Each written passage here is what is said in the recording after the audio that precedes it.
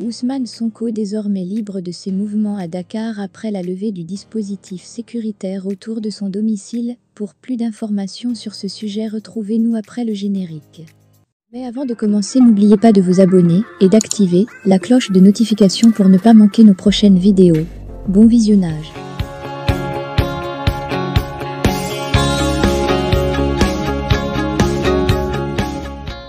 Le dispositif sécuritaire dressé par les autorités autour du domicile à Dakar de l'opposant sénégalais Ousmane Sonko, candidat à l'élection présidentielle de 2024, a été levé, a constaté ce 24 juillet l'AF.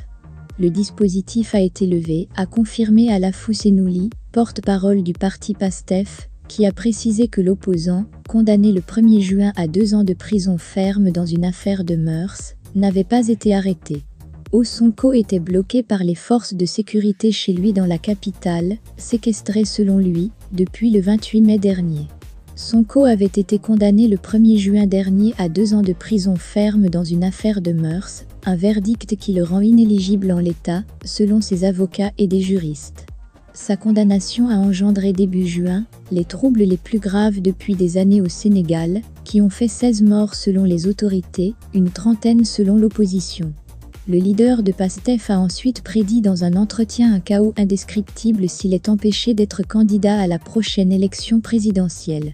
Le ministre de l'Intérieur Antoine Diome avait justifié les restrictions imposées à Sonko par les appels lancés par ce dernier à la résistance.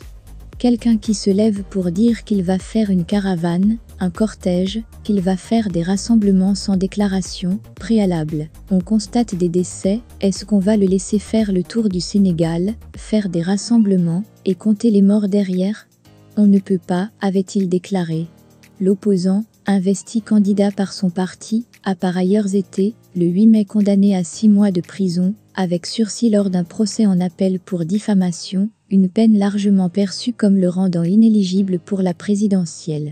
Mais il n'a pas encore épuisé ses recours devant la Cour suprême.